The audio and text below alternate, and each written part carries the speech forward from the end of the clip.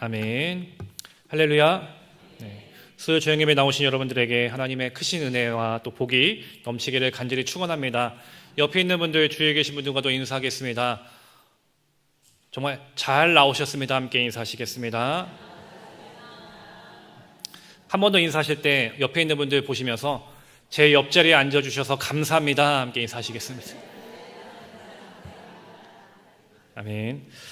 오늘도 하나님의 크신 은혜가 여러분들 마음 가운데, 심령 가운데 가득 채워지게 되기를 또 소망합니다. 어느 나라에 꽃을 좋아하는 임금님이 계셨습니다. 근데 이 임금님은 봄에 온 국민들에게 꽃씨를 나누어 주면서 이 꽃씨는 마음씨가 고운 사람은 꽃이 예쁘게 피지만 마음씨가 나쁜 사람에게는 피지 않는 꽃이다 라고 말하는 것이었습니다. 그리고 가을에 꽃을 가장 아름답게 피우게 한 사람에게 큰 상을 내리겠다라고 공포했습니다. 이 임금님의 이야기를 듣고 백성들은 꽃을 피우기 위해서 온갖 정성을 다해서 이 꽃을 가꾸기 시작했습니다. 그렇게 가을이 되었고 백성들은 저마다 화려한 아름다운 꽃을 들고 왕궁으로 가져왔습니다. 근데 유독 한 소년만 빈 화분을 가지고 온 것입니다. 그러면서 울고 있었습니다. 그것을 보고서 임금님이 너는 왜 빈 화분만 가지고 와서 울고 있느냐라고 물었습니다. 그러자 소년은 저는 임금님이 주신 꽃씨를 심고 아무리 물을 주고 가꾸려고 애썼지만 싹이 나지 않았어요. 저는 분명히 마음씨가 나쁜 아이일 거예요 라면서 슬퍼하고 있었던 것이죠. 임금님이 그 소년의 말을 듣고 굉장히 크게 웃으면서 이렇게 말했습니다. 내가 봄에 나누어줬던 이 꽃씨는 볶은 꽃이었다. 애초에 꽃을 피울 수 없는 꽃이었단다. 그러니 싹이 나지 않는 게 당연한 일이다. 여기에 모인 사람들 중에 너만 정직했구나. 이 소년에게 내가 큰 상을 내려야겠다. 임금님이 왜 그 사람들에게 꽃씨를 나누어 주었는지 그제서야 이제 사람들이 알기 시작한 것이죠. 임금님은 바로 이 정직한 한 사람을 찾고 있었던 것입니다. 수많은 사람들은 자신들이 아름답게 꽃을 피웠다라고 하면서 꽃을 가져왔지만 정작 그 꽃은 그 씨앗에서 난 꽃이 아니라 어쩌면 자신들이 거짓말로 가꾼 꽃이었던 것이죠. 이 소년만 유독 그 임금님의 의도가 무엇인지를 정확하게 임금님의 그 마음에 드는 사람 중에 한 사람이었던 것입니다. 바로 정직한 한 사람. 이처럼 이 한 나라를 다스리는 왕, 그 왕은 자기 마음에 드는 한 사람을 찾습니다. 온 세계와 만물을 창조하신 하나님 역시도 마찬가지입니다. 하나님은 지금 하나님 마음에 맞는 그 한 사람을 찾고 계십니다. 그럼 그 하나님의 마음에 맞는 사람이란 기준은 어디에 있을까? 7절 말씀을 우리 함께 한 목소리로 읽겠습니다. 7절 말씀입니다. 내가 보는 것은 사람과 같이 아니하니 사람은 외모를 보거니와 나 여호와는 중심을 보느니라. 아멘. 하나님께서 보시고 기준으로 삼으시는 것, 그것은 바로 그 중심이라 라고 말씀하신 것이죠. 그럼 이 중심이라는 것이 무엇일까? 첫 번째로 이 하나님께서 보시는 그 중심이라는 것은 하나님을 향한 마음을 말합니다. 오늘 본문에서 사무엘은 하나님의 명령을 따라서 이제 이새의 집으로 향하게 되었습니다. 그가 이새의 집으로 가게 된 이유라는 것은 1절 말씀에 보니까 여호와께서 사무엘에게 이르시되 내가 이미 사울을 버려 이스라엘의 왕이 되지 못하게 하였거늘 내가 그를 위하여 언제까지 슬퍼하겠느냐. 너는 뿔에 기름을 채워가지고 가라. 내가 너를 베들레헴 사람 이새에게로 보내리니 이는 내가 그의 아들 중에서 한 왕을 보았느니라 하시는지라 라고 했습니다. 사무엘이 이새의 집으로 간 이유, 바로 사울을 대신할 왕을 세우기 위해서였던 것입니다. 여러분들 지난 시간에 나눴던 말씀들 기억하시죠? 이스라엘 왕이었던 사울이 전쟁을 앞두고선 사무엘을 기다리지 못해서 자신의 판단대로 하나님 앞에 제사를 드렸습니다. 그렇게 하나님의 말씀과 명령에 불순종하는 망령된 행동을 했던 것이죠. 그뿐만 아니라 자신의 잘못을 회개하지 않았고 오히려 여러 핑계를 대면서 자신의 그 일들이 합당한 일이었다. 그렇게 자신을 합리화하기 시작했습니다. 점점 사울이 하나님의 말씀을 따르는 것이 아니라 자신의 뜻대로, 자신이 하고 싶은 대로 점점 그 모습이 변해가기 시작한 것입니다. 그런 사울이 이제 사무엘상 15장에서 아말렉과 전쟁을 치릅니다. 그리고 그 전쟁에서 하나님께서 사울에게 분명하게 말씀하신 명령이 있었습니다. 사무엘상 15장 2절부터 3절 말씀, 우리 앞에 있는 화면을 함께 보시면서 함께 말씀을 봉독하겠습니다. 만군의 여호와께서 이같이 말씀하시기를 아말렉이 이스라엘에게 행한 일, 곧 애굽에서 나올 때에 길에서 대적한 일로 내가 그들을 벌하노니 지금 가서 아말렉을 쳐서 그들의 모든 소유를 남기지 말고 진멸하되 남녀와 소아와 젖먹는 아이와 우양과 낙타와 나귀를 죽이라 하셨나이다 하니, 하나님께서 사울에게 분명하게 해야 할 사명을 주셨습니다. 그것은 아말렉을 진멸하라라는 것입니다. 그것이 어쩌면 사울이 이스라엘의 왕으로 세워진 이유 중에 하나입니다. 과거 애굽에서 고생하던 수백만의 이스라엘 백성들이 하나님께서 인도해 주셔서 홍해 바다를 건너고 가나안 땅으로 가고 있는 그 길 가운데 아말렉 족속이 정말 피곤해하고 있었던 그런 틈을 타서 뒤에 처져 있는 어린아이들과 여자들을 공격해서 죽이는 일이 발생됩니다. 이 일들이 하나님으로부터 큰 진노를 사게 되었습니다. 얼마나 하나님께서 진노하셨는지 그들을 진멸하라라고 말씀하신 것입니다. 그런데 이런 하나님의 마음과는 달리 지금 사울은 어떻게 했냐라고 하면은 15장 9절 말씀, 사무엘상 15장 9절 말씀도 함께 읽겠습니다. 사울과 백성이 아각과 그의 양과 소의 가장 좋은 것 또는 기름진 것과 어린 양과 모든 좋은 것을 남기고 진멸하기를 즐겨 아니하고 가치 없고 하찮은 것은 진멸하니라. 여기 보니까 사울이 하찮은 것만 진멸했다라고 했습니다. 좋은 것들은 남겨둔 것이죠. 지금 사울은 하나님의 명령, 하나님의 그 뜻, 하나님의 마음에는 관심이 없었던 것입니다. 그저 그가 관심이 있었던 것은 자신에게 좋아 보이는 것들, 눈에 보이는 좋아 보이는 것들을 취하려고 했던 것이죠. 그렇게 사울의 마음, 그의 중심이 하나님의 말씀과는 점점 멀어지게 되었고 하나님의 말씀에 불순종하는 그런 죄를 범하기 시작한 것입니다. 결국 계속해서 하나님의 말씀과 멀어지다 보니까 그 사울을 보시면서 하나님께서 이렇게 말씀하십니다. 15장 11절 말씀도 우리 함께 읽겠습니다. 15장 11절 말씀입니다. 내가 사울을 왕으로 세운 것을 후회하노니 그가 돌이켜서 나를 따르지 아니하며 내 명령을 행하지 아니하였음이니라 하신지라. 사무엘이 근심하여 온 밤을 여호와께 부르짖으니라. 아멘. 이스라엘의 왕이었던 사울, 본래는 정말 겸손한 그 왕이었던 사람이 왕이 되니까 겸손한 마음에서 교만한 마음으로 바뀐 것입니다. 하나님의 명령을 따르는 자가 아니라 하나님의 말씀을 불순종하는 자가 된 것입니다. 이런 사울을 보시면서 하나님은 그를 이스라엘 왕으로 세우신 것을 후회하셨다라고 했습니다. 여기서 이 후회했다라는 표현은 사울의 그 모습을 정말 안타까워하셨고 슬퍼하셨다라는 것을 의미합니다. 그만큼 지금 사울은 하나님의 말씀을 지키지 않는 사람이었고 하나님의 뜻대로 행하지 않는 사람입니다. 하나님을 향한 그 마음이 없었던 것이 지금 사울 왕의 모습이었습니다. 그래서 하나님은 사무엘을 통해서 하나님의 마음을 갖고 있지 않는 사울이 아니라 하나님의 마음, 하나님을 사랑하는 그 한 사람을 찾으라라고 말씀하고 계십니다. 그래서 그 자를 세우기 위해서 이새의 집으로 보내고 계신 것입니다. 그렇게 사무엘이 이새의 집으로 와서 그의 아들들을 살펴봅니다. 6절 말씀에 보니까 그들이 오매 사무엘이 엘리압을 보고 마음에 이르기를 여호와의 기름 부으실 자가 과연 주님 앞에 있도다 하였더니 라고 했습니다. 이제 이세의 아들들을 살펴보기 시작하는 것이죠. 그렇게 첫째 엘리압을 보면서 사무엘은 이렇게 생각합니다. 그래, 바로 이자다.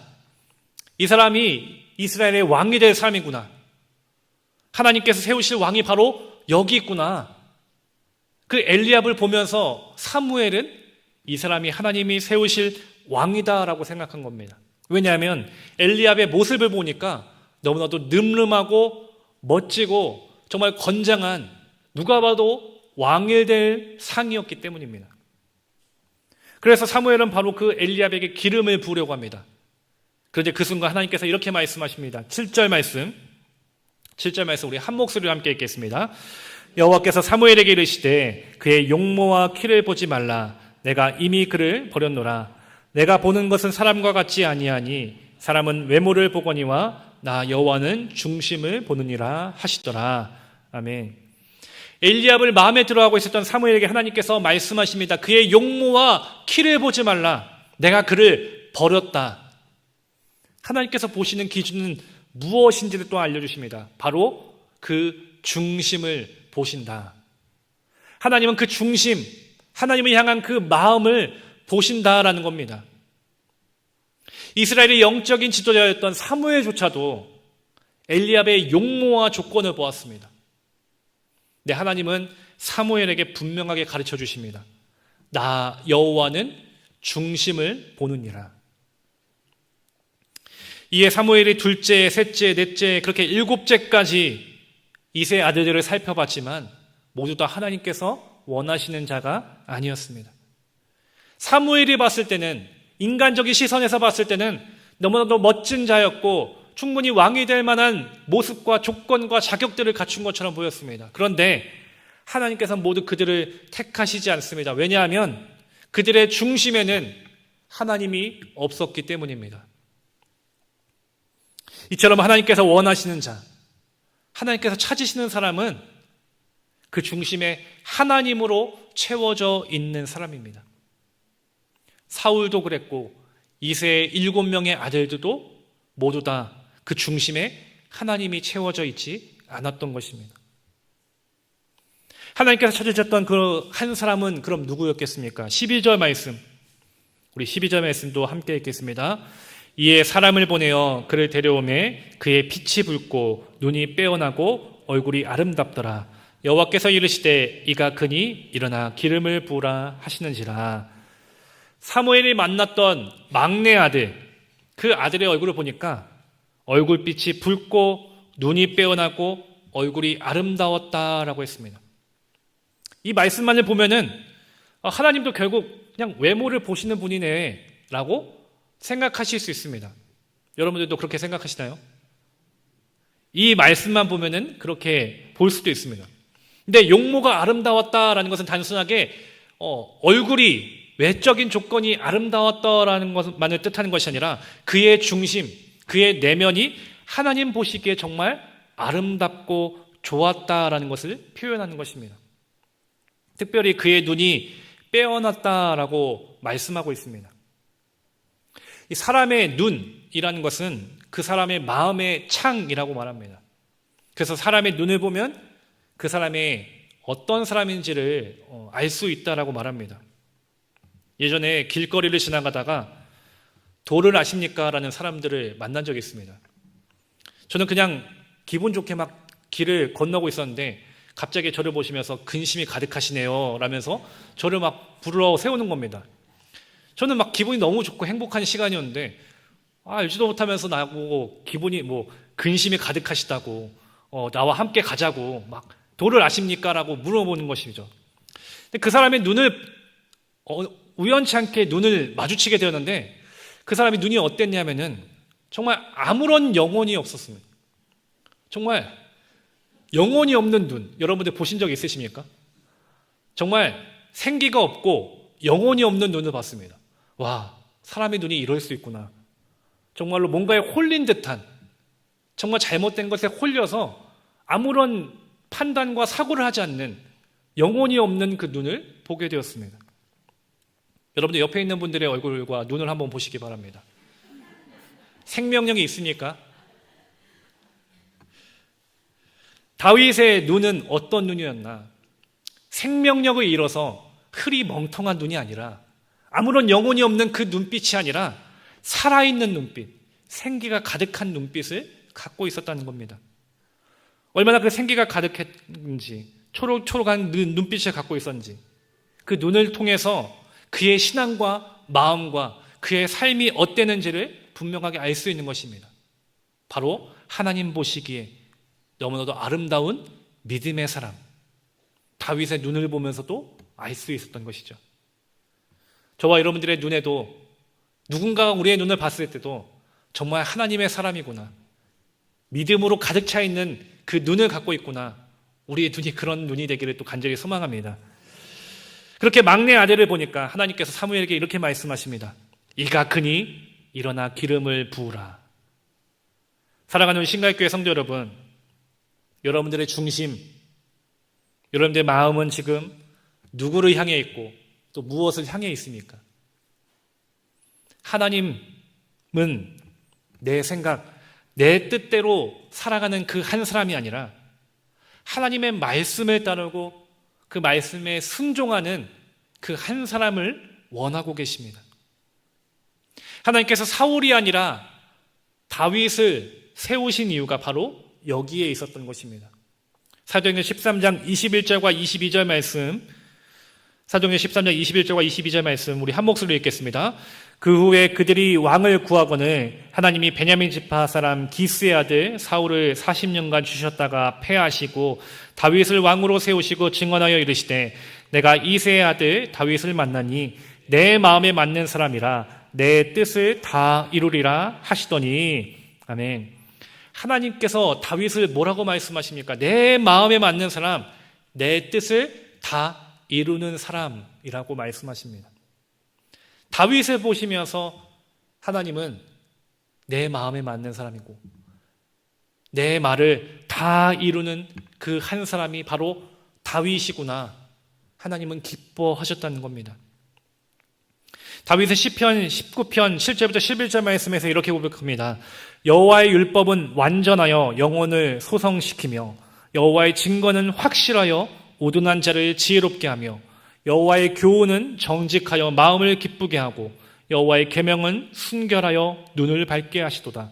여호와를 경외하는 도는 정결하여 영원까지 이르고 여호와의 법도 진실하여 다 의로우니 금 곧 많은 순금보다 더 사모할 것이며 꿀과 송이꿀보다 더 달도다. 또 주의 종이 이것으로 경고를 받고 이것을 지킴으로 상이 크니이다. 아멘. 다윗의 고백입니다. 하나님의 말씀을 가까이 하는 것, 그것이 이 세상 그 어느 것보다 정말 중요하다는 것을 다윗은 너무나도 잘 알고 있었다는 것입니다. 그래서 항상 다윗은 하나님의 말씀을 주야로 묵상했던 것이 다윗의 인생이었던 것입니다. 이렇게 하나님의 말씀을 가까이 하는 사람을 하나님은 세우십니다. 하나님을 사랑하는 그 한 사람을 하나님은 찾으십니다. 그리고 내 마음에 맞는 자라고 내 뜻을 이룰 자라고 칭찬하신다는 것입니다. 반면에 하나님의 뜻대로 살아가지 않는 사람 사울은 어땠습니까? 이스라엘 왕으로 삼으신 것을 하나님이 후회하셨다라고 표현한 것처럼 그의 인생을 안타까워하셨고 슬퍼하셨다는 겁니다. 오늘 우리의 중심, 우리도 어떤 삶을 살아가고 있는지, 하나님을 향한 삶을 살고 있는지, 하나님이 아니라 사울과 같은 삶을 살고 있지는 않는지, 오늘 우리의 모습을 다시금 돌아보게 되기를 간절히 소망합니다.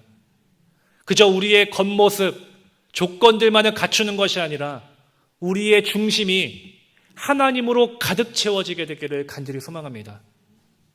그렇게 하나님으로 채워졌을 때 하나님은 그 한 사람을 찾으시고 그 한 사람으로 인해서 기뻐하신다는 것입니다. 저와 여러분들이 그렇게 하나님 앞에 기쁨이 되는 믿음의 한 사람이 되기를 간절히 축원합니다. 두 번째로 하나님께서 보시는 중심은 작은 일에 최선을 다하는 것입니다. 이스라엘 제사장이었던 사무엘이 이제 이새의 집으로 온다고 했을 때 이새의 집은 난리가 났습니다. 왜냐하면 가장 이스라엘에서 존경받는 제사장이었던 사무엘이 온다라고 하니까 혹시 우리가 무슨 잘못을 했기 때문에 오는 것은 아닐까라는 걱정도 있었던 것이죠. 그러나 사무엘은 이새에게 평강을 위해 왔다라고 말하면서 하나님께 제사를 드릴 준비를 하라라고 이새에게 말합니다. 그때서야 이새는 안심하고 그의 아들들을 불러 모아서 함께 이제 제사를 드립니다. 근데 이새가 자신의 8명의 아들이 있음에도 불구하고 이 제사의 자리, 그 식사의 자리에는 7명의 아들들만을 불렀습니다. 사무엘이 이새에게 물었습니다. 내 아들들이 다 여기 있느냐? 이에 이새가 이렇게 대답합니다. 막내가 있긴 한데 걔는 양을 지키고 있습니다 라고 대답합니다. 8명의 아들이 있음에도 7명의 아들들만 불렀습니다. 그 7명의 아들들은 모두 멋지고 늠름한 정말 왕이 될 만한 자격과 조건을 갖춘 그런 멋있는 아들입니다. 근데 반면에 막내 아들은 그렇지 못했던 것이죠. 뭔가 내세울 만한, 뭔가 자랑할 만한 그런 것들이 없었던 것입니다. 특별히 관심을 갖고 사랑을 줄 만한 또 아들도 아니었던 것입니다. 그렇다 보니까 밖에서 그냥 양이나 치는 별 볼 일 없는 일들로 그 아들을 그냥 보냈던 것이고 양을 치게 했던 것이죠. 이처럼 다른 아들에 비해서 그 7명의 아들에 비해서 이 막내 아들이었던 다윗은 가족들에게도 그렇게 인정받지 못했습니다. 아직 어리고 또 부족함이 가득해 보이는 모습처럼 보입니다. 근데 하나님께서 보신 막내 다윗의 모습이 어땠냐? 그 중심은 바로 작은 일에도 최선을 다하는 한 사람이었다라는 것입니다. 사무엘상 17장 34절과 35절 말씀에 보면은 이제 다윗이 아버지의 심부름을 따라서 이제 블레셋과의 전쟁을 하려고 대치해 있는 곳에 형들을 위해 음식을 전해주려고 이제 심부름을 갑니다. 그곳에서 하나님과 이스라엘 온 군대를 모욕하는 골리앗의 그 조롱 소리를 듣게 됩니다. 그 소리를 들으니까 의분에 가득 차서 소년이었던 다윗이 내가 골리앗과 싸우겠다라고 하면서 사울을 찾아갑니다. 그래서 다윗이 사울에게 이렇게 말합니다. 주의 종이 아버지의 양을 지킬 때에 사자나 곰이 와서 양떼에서 새끼를 물어가면 내가 따라가서 그것을 치고 그 입에서 새끼를 건져내었고 그것이 일어나 나를 해하고자 하면 내가 그 수염을 잡고 그것을 쳐 죽였나이다. 어린 소년이었던, 그리고 어쩌면 별 볼 일 없는 양을 치는 일. 근데 그 양치는 일임에도 불구하고 다윗은 그 일에도 최선을 다했다라는 겁니다. 그래서 사자나 곰이 와서 새끼 양을 물어갔을 때 얼마나 무섭습니까?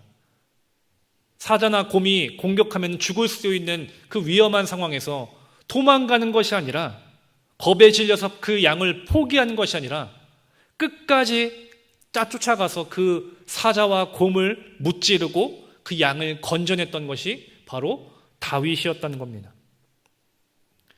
그래서 다윗은 시간이 날 때마다 무슨 일을 했냐면은 물맷돌을 던지는 연습을 합니다. 왜냐하면 그 기술이 사자나 곰에서 양을 지킬 수 있는 기술이었기 때문입니다.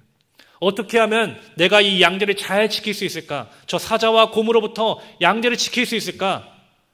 자신의 몸이 작지만 할 수 있는 한 최선을 다해서 자신에게 주어진 일들을 최선을 다해서 감당했던 겁니다.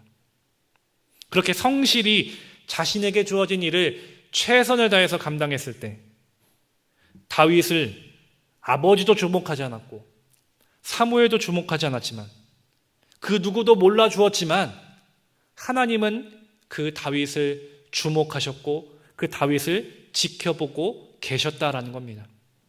그리고 그를 이스라엘의 위대한 왕으로 기름 부으시고 높이 들어서 주셨다라는 것이죠. 사랑하는 우리 신갈교회 성도 여러분, 어쩌면 우리가 맡고 있는 일들이 있죠. 우리가 감당하고 있는 사명들이 있습니다. 근데 그 일들이 세상의 시선으로 봤을 때는 별 볼 일 없는 일처럼 보일 수도 있습니다. 가치 없는 행동처럼 그들이 여길 수도 있습니다.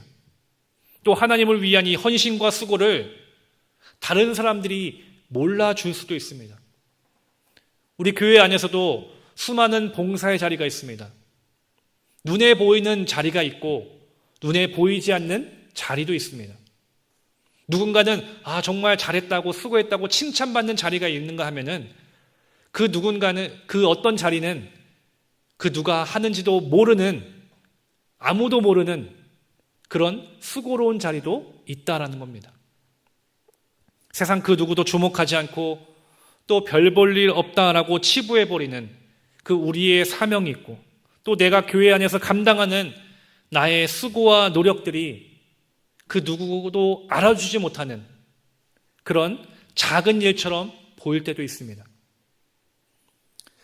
그로 인해서 어쩌면은 누구도 알아주지 못하기에 내 스스로 상처받을 때도 있고 낙심할 때도 있을 것입니다. 또 그 누구도 알아주지 않기에 그냥 대충 하고 말지라는 마음이 우리에게 있을 수도 있습니다. 그러나 그 누구도 알아주지 않는다 할지라도 여러분들에게 주어진 귀한 사명들, 여러분들이 맡겨진 귀한 일들은 하나님께서 지켜보고 계시고 하나님께서 주목하고 계시고 하나님께서 그 일들을 통해서 영광 받으신다는 사실을 여러분들 기억하시기를 간절히 소망합니다. 내게 주어진 일, 드러나지 않는 그 일이라 할지라도 보이지 않는 그 일이라 할지라도 그 누가 보지 않는 그 일들도 최선을 다해서 내게 주어진 그 작은 일이라도 정말 열심히 사명 감당했을 때 하나님께서 다윗과 같이 오늘 우리들도 지켜보시고 주목하시고 칭찬하신다는 사실을 여러분들 기억하시기를 간절히 소망합니다. 하나님은 인간의 시선처럼 다른 외적인 조건으로 우리를 보지 않으십니다. 그 사람의 중심을 본다라고 말씀하셨습니다. 우리가 아무리 훌륭한 조건을 갖추고 있고 자격을 갖추고 있고 남들이 부러워할 만한 일들을 한다 할지라도 그 중심에 하나님이 없으면 그 모든 것들은 아무런 소용이 없다는 것입니다. 그러나 비록 내 겉모습이 어린 다윗과 같이 아버지도 또 사무엘도 몰라주는 그 누구도 주목하지 않는 별 볼 일 없는 모습이라 할지라도 아무런 조건과 자격을 갖추지 못하고 있는 그 연약한 모습이라 할지라도 우리의 중심이 하나님으로 하나님 한 분으로 채워져 있다면 하나님은 그 중심을 보시고 그 한 사람을 높이 들어서 주심을 여러분들 기억하시기를 간절히 소망합니다. 그러므로 오늘 말씀을 통해서 여러분들 내 중심이 오직 하나님으로 향해 있는 우리 모두가 되기를 소망합니다. 그리고 여러분들에게 지금 주어져 있는 그 일들, 사명들 최선을 다해서 힘을 다해서 기쁨으로 그 사명을 감당하시기 바랍니다. 하나님은 모두 다 아십니다. 그리고 하나님은 그 마음을 아시고 그렇게 열심으로 주님의 일을 감당하는 그 한 사람을 높이 들어 써주실 것입니다. 저와 여러분들이 그렇게 하나님의 마음에 맞는 자 그리고 하나님께 기쁨이 될 수 있는 믿음의 한 사람이 되기를 간절히 축원합니다. 기도하시겠습니다. 꽃꽂이연금 백영일 권사님, 염혜숙 권사님 감사헌금 무명으로 드리셨습니다. 사랑 많으신 주님 감사합니다. 귀한 수요일 저녁 주님 앞에 나오게 하시고 우리의 마음을 주님 앞에 드릴 수 있도록 인도하시며 감사합니다. 주님, 저희들 언제나 하나님 중심으로 살아가는 자들이 되기 원합니다. 내 모든 삶이 오직 하나님 한 분으로 채워지게 하시고 오직 하나님만을 사랑할 수 있는 그리고 하나님의 말씀만을 잘 지킬 수 있는 믿음의 한 사람 될 수 있도록 인도하여 주시옵소서. 또한 우리에게 주어진 귀한 사명들, 귀한 일들, 그 누구도 알아주지 못하는 그런 어려운 일이 있다 할지라도 그럼에도 하나님을 바라보며 최선을 다해 그 일을 감당하여 주님 앞에 기쁨이 될 수 있는 우리 모두가 될 수 있도록 인도하여 주시옵소서. 언제나 어떠한 상황에서도 하나님만을 경외하며 하나님께 기쁨이 되기 원합니다. 주님 저희들과 함께 하시고 날마다 저희들이 하나님의 마음에 맞는 자로 세워질 수 있도록 믿음 더하여 주시옵소서. 주님 앞에 드린 귀한 손길이 있습니다. 이 귀한 손길 기억하시고 모든 간구하는 기도 제목들 주님께서 들으시고 응답하여 주시옵소서. 언제나 하나님만을 사랑하는 인생 될 수 있도록 우리를 또한 인도하여 주시옵소서. 감사합니다. 예수님의 이름으로 기도합니다. 아멘.